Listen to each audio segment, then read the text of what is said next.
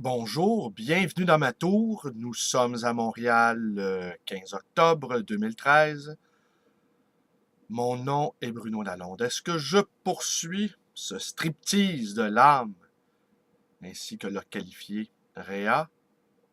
Peut-être aujourd'hui, je vais vous laisser entrevoir un petit bout de cette âme nue, cette âme dénudée, en vous livrant un petit supplément d'informations sur la vidéo commise hier, où je vous révélais que j'ai été un itinérant, un quasi-itinérant, un parasite en fait.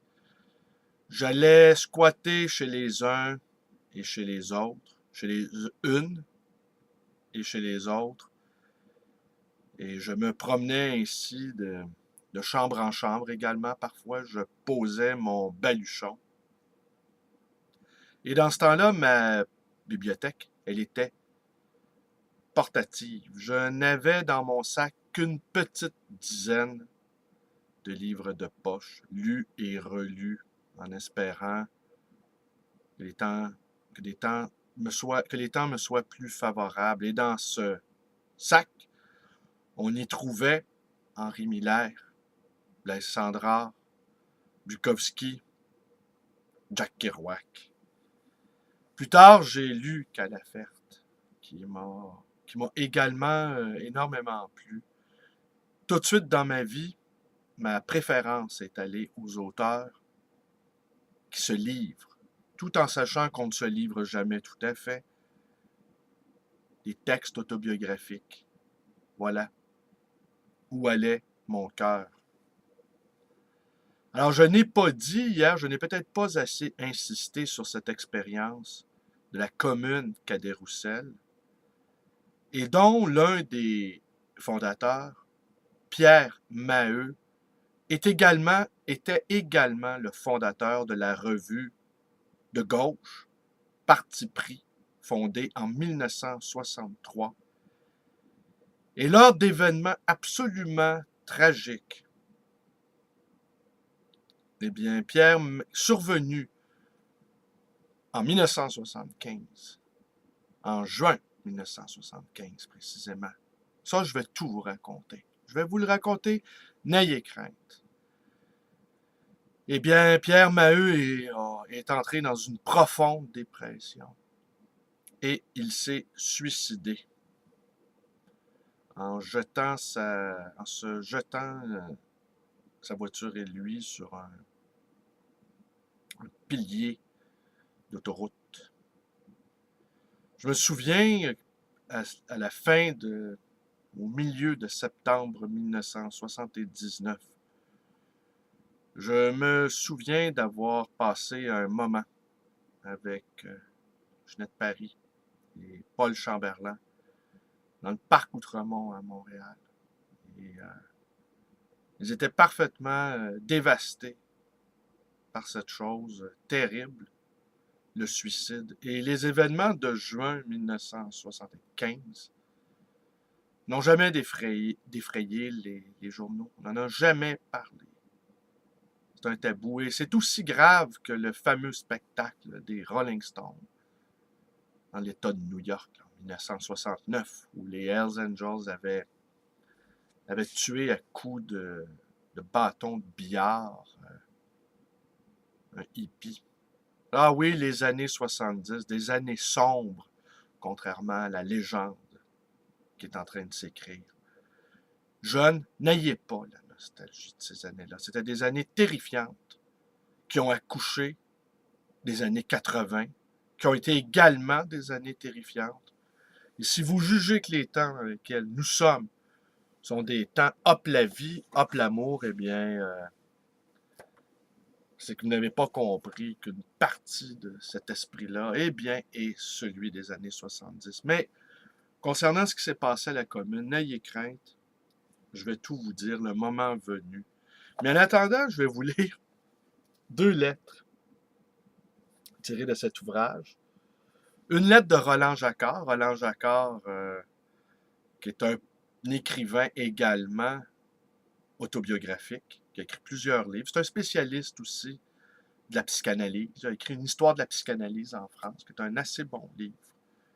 Un ami de Cioran et un ami de Gabriel Madinef, deux autres auteurs qui ont pratiqué le genre autobiographique. Et il écrit une lettre et Marcel Conche lui répond. Marcel Conche, qui est un spécialiste de la pensée d'Héraclite et de Lucrèce, entre autres, et de Montaigne, le père de toutes les autobiographies.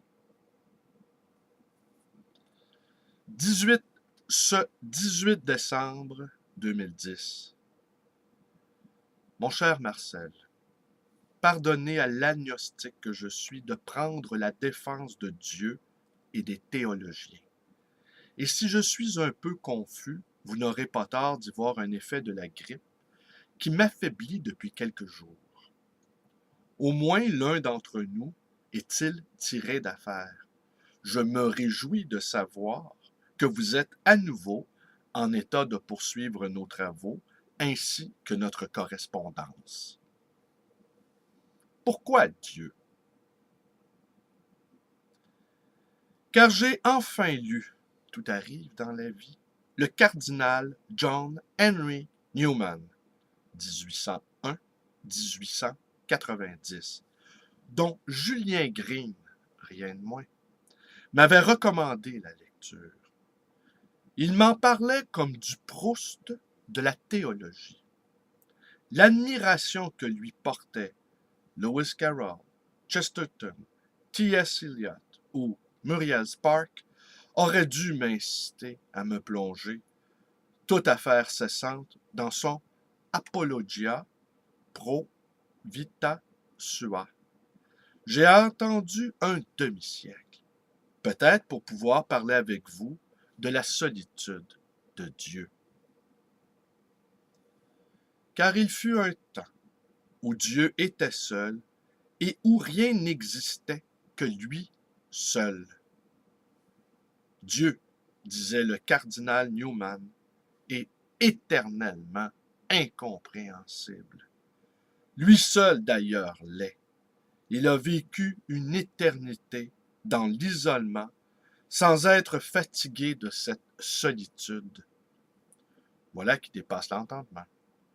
Mais rien n'est peut-être plus propice aux divagations de la pensée que l'existence de ce Dieu vivant dans la solitude. Ne ricanez pas, mon cher Marcel, car le cardinal Newman, en dépit de sa réputation de théologien, préférait qu'on vît en lui un poète ou un controversiste. Faire de la théologie, écrivait-il, c'est danser sur la corde raide, à quelques 100 pieds au-dessus du sol. Il est difficile de ne pas tomber et la chute est violente. Il pensait que la théologie, ce que vous pensez peut-être, mais là je m'avance beaucoup de la philosophie, elle est d'abord de la musique. Une musique intérieure qui nous permet d'aller notre chemin, de prendre notre temps, de vivre sans faste ni honneur. Comment ne pas le suivre quand il écrit « Qu'on me mette en vue et je ne compte plus, qu'on me laisse à moi-même et je m'occuperai aujourd'hui et demain. Qu'on m'élève et on m'éteindra, qu'on me laisse seul et je vivrai. Dieu ne serait-il pas garant de notre solitude? » Ne disait-il pas justement Newman, seul avec Dieu, enfin seul avec Dieu? N'y aurait-il pas chez le cardinal Newman, à son insu, une inspiration taoïste? Être porté par l'esprit du Tao, ce moteur énigmatique de l'univers, tout en demeurant à son endroit d'une circonspection extrême, je ne connais pas de meilleure stratégie pour échapper à la pesanteur des croyances. Soyons des acrobates et gardons-nous de tomber ni à droite dans le conformisme, ni à gauche dans la démence. La philosophie nous y incite et la théologie vient parfois à notre secours, surtout quand elle secoue le cocotier de la morale en nous disant, comme le cardinal Newman, que la pire punition pour un pécheur serait de lui ouvrir les portes du paradis.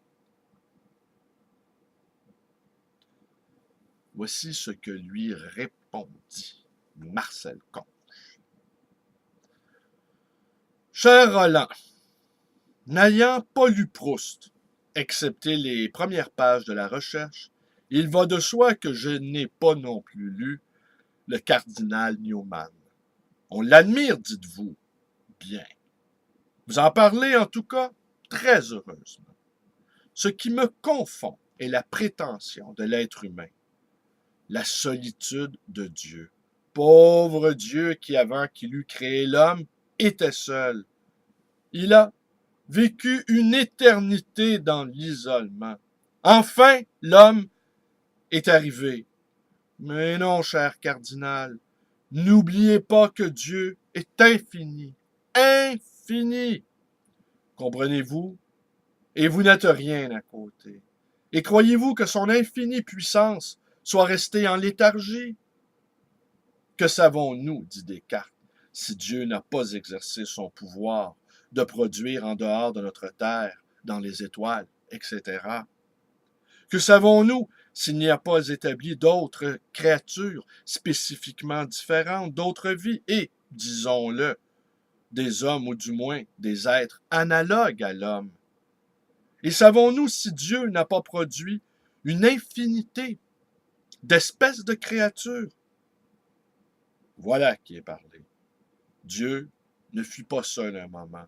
Il y est entouré éternellement d'espèces innombrables, de mondes ou d'univers innombrables. Voilà, en tout cas, ce qui, si j'étais croyant, me semblerait évident. Mais je ne suis même pas agnostique. Je dis, comme Auguste Comte et Nietzsche, Dieu, il n'y a rien de tel. Cela, je ne dis pas seulement que je le crois, je dis que je le sais. Quand on a mal aux dents, on ne dit pas que l'on croit que l'on a mal aux dents.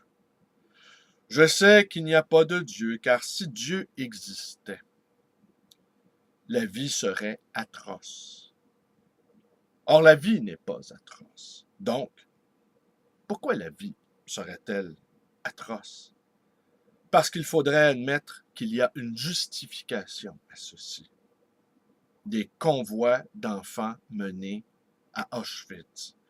Les enfants brûlés vifs à Dresde. Petite parenthèse. Gracieuseté de l'aviation canadienne qui a rasé Dresde. Ouais, mais ça, le Canada préfère ne pas penser que ce pays qui a une si bonne opinion de lui-même qu'il a commis d'innombrables exactions tout au long de son histoire, dont celle d'avoir rasé Dresde. Les enfants atomisés à Hiroshima, les enfants martyrs depuis toujours, et aussi, tout en ayant alors sa raison d'être, que la folie d'Hitler et autres personnages sanguinaires auraient sa raison d'être. Admettre cela est impossible, donc. Les hasards jouent un grand rôle, cela reste naturel. Les délires paranoïaques, les aberrations mentales jouent aussi un grand rôle. Cela reste humain, trop humain. Mais il n'y a pas de grand justificateur. Vous voudriez que je parle ainsi de la théologie et de la philosophie? La théologie est sans objet. La dogmatique de Karl Barth que j'ai lue, vous voyez, je ne suis pas totalement inculte, ne m'a pas convaincu du contraire. Quant à la philosophie, soyons des acrobates, dites-vous. Je reconnais bien là le lecteur et l'admirateur de Nietzsche. Être un acrobate. Platon le pouvait.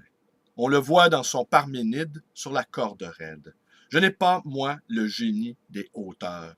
La seule vue de la montagne, des montagnes de la Suisse, de vos montagnes, me donnait le vertige. Je vais pas à pas. Je déconstruis. Ainsi, dans l'orientation philosophique, où je reconstruis plutôt en artisan qu'en artiste.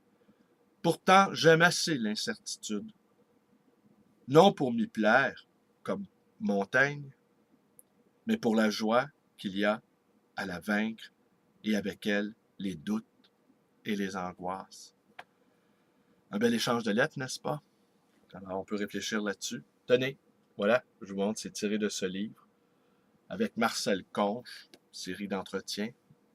Marcel Conche qui a connu l'amour avec une toute jeune femme, avec un âge avancé. Lui qui se croyait exempt de la folie amoureuse, octogénaire, cette folie amoureuse-là l'a frappé de plein fouet. Mais nous qui avons été si souvent fous, nous n'en dirons pas davantage. Ma chaîne, ma page, ma librairie, mon numéro de téléphone. 514-736-0999. Allez, merci, bonne journée à tous.